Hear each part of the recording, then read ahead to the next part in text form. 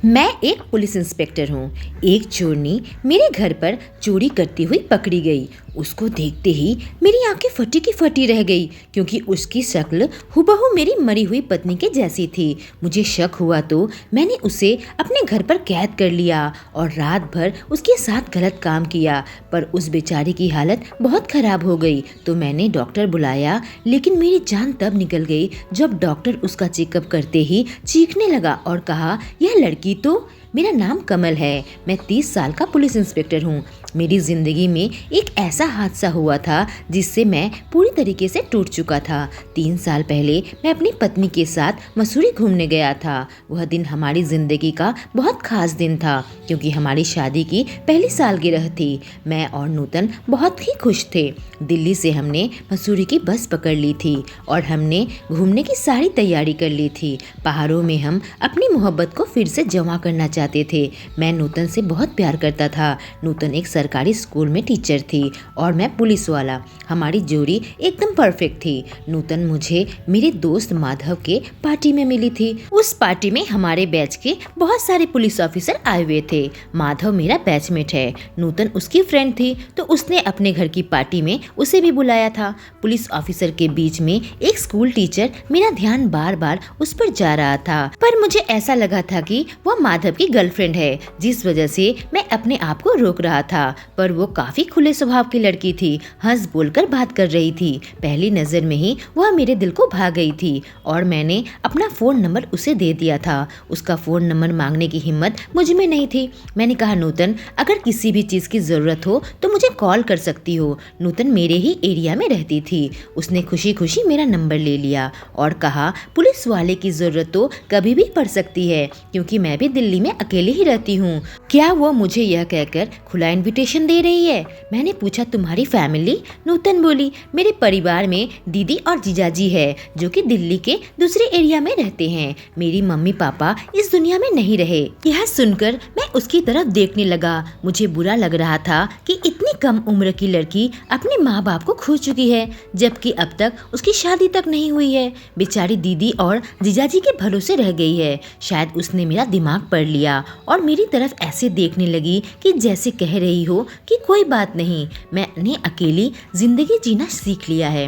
मुझे उस वक्त उस पर बहुत प्यार आ रहा था और मैं यही सोचने लगा था कि काश यह लड़की मुझे मिल जाए। पार्टी के बाद मैं घर चला गया, पर इस लड़की के बारे में सोचने लगा। मैंने आज तक नूतन जैसी खूबसूरत लड़की नहीं देखी थी और बेचारी अकेली है, तो मुझे लगा काश मैं उसका अकेलापन दूर कर सकूं, उसके परिवार की जो कमी है वह पूरी कर सकूं। अगली सुबह मैं काम में बहुत बिजी हो गया था। नूतन की बात मेरे दिमाग से उतर चुकी थी कि तभी मेरे मोबाइल में एक अननोन नंबर से कॉल आने लगा। जब मैं कॉल उठाया तो उधर से आवाज आई, मैं नूतन बोल रही हूँ। सबसे पहले मेरे मुंह से निकला, तुम ठीक तो हो ना? वो हंसने लगी और कहने लगी, क्यों, पुलिस को फोन करने का मतलब ही ठीक नहीं हूँ क्या? मैं भी हंसने लगा और कहा, बताओ कैसी हो, मैं तुम्हारे बारे में ही सोच रहा था। उसने कहा, कल मैं तुम्हें अपना नंबर नहीं दिया था, इसी वजह से फ़ोन किया। मेरा नंबर सेव कर लेना, कभी हम फ्री होंगे तो बात करेंगे।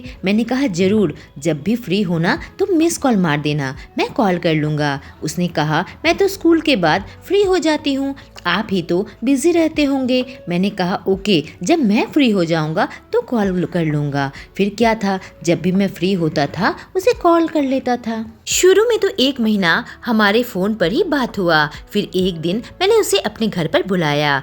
मुझे ऐसे लग रहा था कि वह मुझे पसंद करती है और मैं भी यही जताता था कि मैं उसे पसंद करता हूँ। धीरे धीरे हमारा मेल मिलाप बढ़ता रहा और मुझे उससे इतना गहरा प्यार हो गया कि मैं उसे दिल की बात कह दी। मैं उससे शादी करना चाहता था, मैंने उसको अपना बनाना चाहता था। मैंने रिश्ते की बात उसके दीदी जीजा जी से कही और हम दोनों की अच्छे से शादी हो गई। 1 साल हम दोनों ने बहुत ही अच्छे से गुजारा। नूतन मेरी सोलमेट है और मैं उससे बेइंतहा प्यार करता हूँ, जिस वजह से मैं मसूरी का ट्रिप प्लान किया ताकि हम दोनों काम से दूर पहाड़ में जाकर एक दूसरे के साथ वक्त गुजार सके।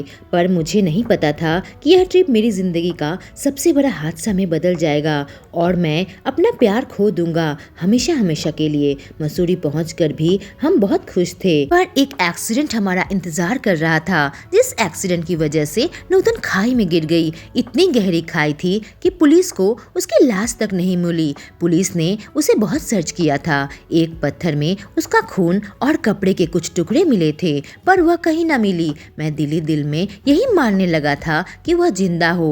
मैं उसे पागलों की तरह ढूंढता रहा। आखिर मेरा दोस्त माधव वहां पर आ गया और वह मुझे समझाने लगा कि वह इस दुनिया को छोड़कर चली गई है। यह सच्चाई तुम मान लो। लंबी सर्च के बाद भी वह कहीं ना मिल पाई। मैंने हार मान ली, पर दिल में कहीं ना कहीं मुझे एक उम्मीद जरूर थी, और वह उम्मीद से ही दुनिया कायम है। मैं बिल्कुल पत्थर का बन चुका था, सारा दिन काम में लगा रहता था। कहीं ना कहीं नूतन की मौत का जिम्मेदार मैं अपने आप को मानता था। साल बीतते चले जा रहे थे, और जब मुझे उसका पता नहीं लगा तो मैंने यह मान लिया था कि वह अब इस दुनिया में नहीं रही, क्योंकि अगर नूतन जिंदा होती तो वह मेरे पास जरूर आती। पूरे 3 साल हो गए थे। मेरे मम्मी पापा भाई के साथ बेंगलुरु में रहते थे। मेरी हालत देखकर कभी कभी मम्मी पापा मेरे पास आ जाते थे और मुझे बहुत समझाते थे कि मैं दूसरी शादी कर लूं, पर मैं नूतन से उभर नहीं पाया था। उसकी लाश तक नहीं मिली। 1% चांस है कि वह मेरे पास वापस आ जाए। शादी के नाम से मैं डरता था। मैं अपनी मम्मी पापा को मना कर देता। एक रात मैं घर पर सो रहा था। अचानक किसी आवाज से मेरी नींद खुल गई। मेरे दुश्मनों की तो कमी नहीं, तो मैं अपनी रिवॉल्वर ली और ड्राइंग रूम में निकल गया। पर वहाँ जो नजारा देखा, मेरी आंखें फटी की फटी रह गई। मैं बिल्कुल पत्थर की मूर्ति बन गया।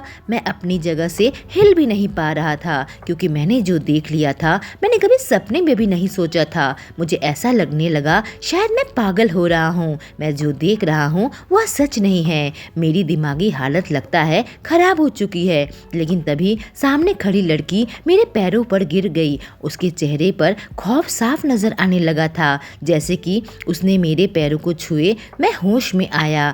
यह तो कोई सपना नहीं, सच है। एक चोरनी मेरे घर पर घुस आई थी। न जाने वह पुलिस वाले के घर पर घुसकर चोरी क्यों कर रही थी, पर उसकी शक्ल तो हूबहू मेरी पत्नी नूतन जैसी थी। कोई कह नहीं सकता था कि यह नूतन नहीं है। मेरे तो कुछ भी समझ में नहीं आ रहा था। यह है तो है कौन? अब मुझे यकीन हो चुका था कि यह लड़की कोई और नहीं बल्कि नूतन है। यह इसके चेहरे पर मुझे कोई भी फर्क नजर नहीं आ रहा था। वह लड़की डरकर कहने लगी, मुझे माफ कर दीजिए, गोली मत चलाइए। मैं बहुत गरीब हूँ और मजबूरी में चोरी करने आई हूँ। मेरे इस दुनिया में कोई भी नहीं है।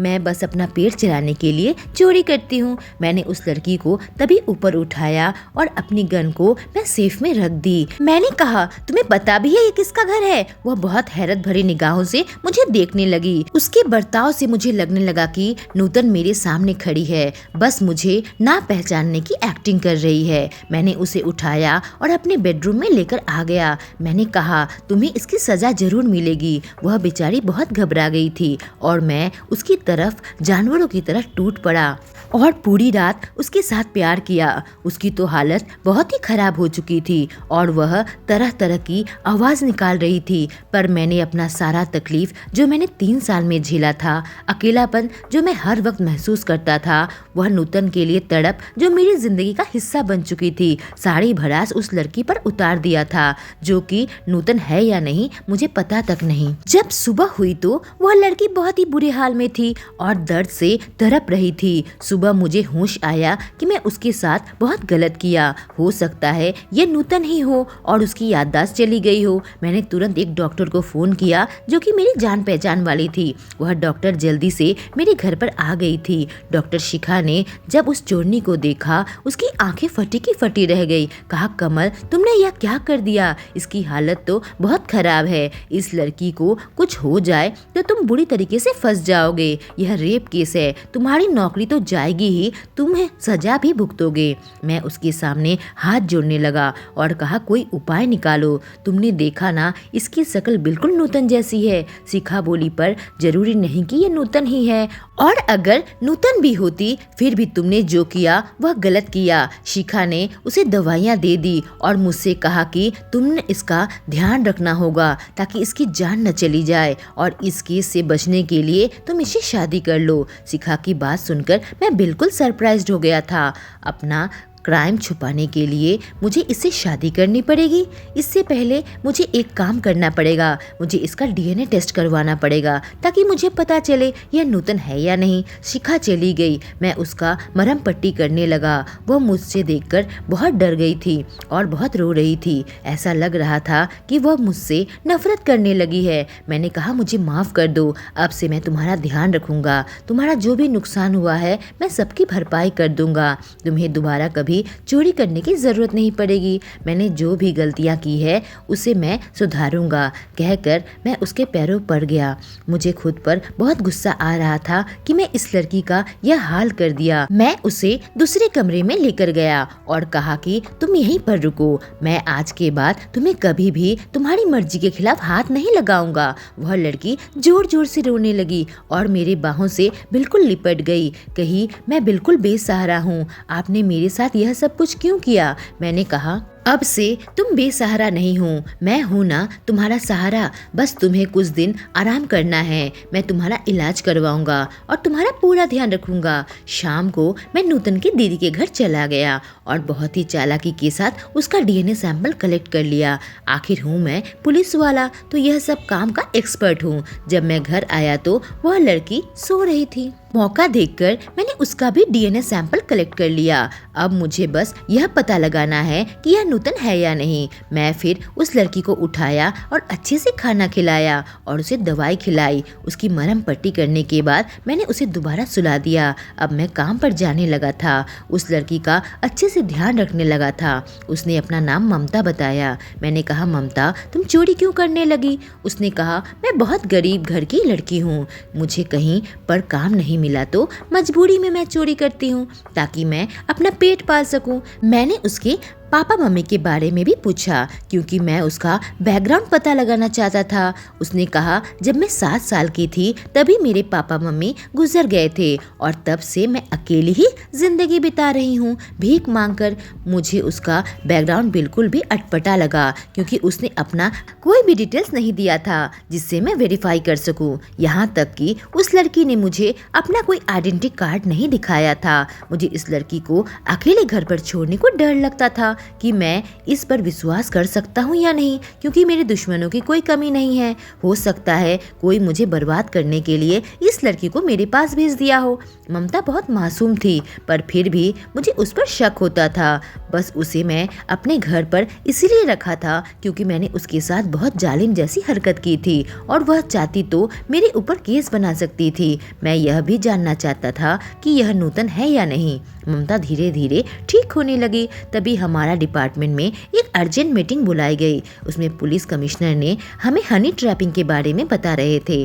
कई खूबसूरत लड़कियां पुलिस वालों को हनी ट्रैप कर रही थी, उससे कैसे बचा जा सकता है उसकी ट्रेनिंग हमें दे रहे थे। अब मेरे दिमाग में यह बैठ गया, कहीं किसी ने इस लड़की को मेरे पास इसलिए तो नहीं भेज दिया।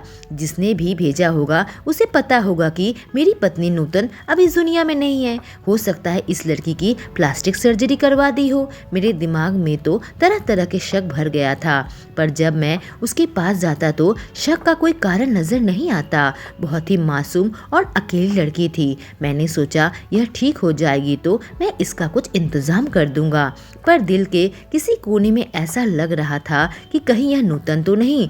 डीएनए टेस्ट का इंतजार में बैठा हुआ था।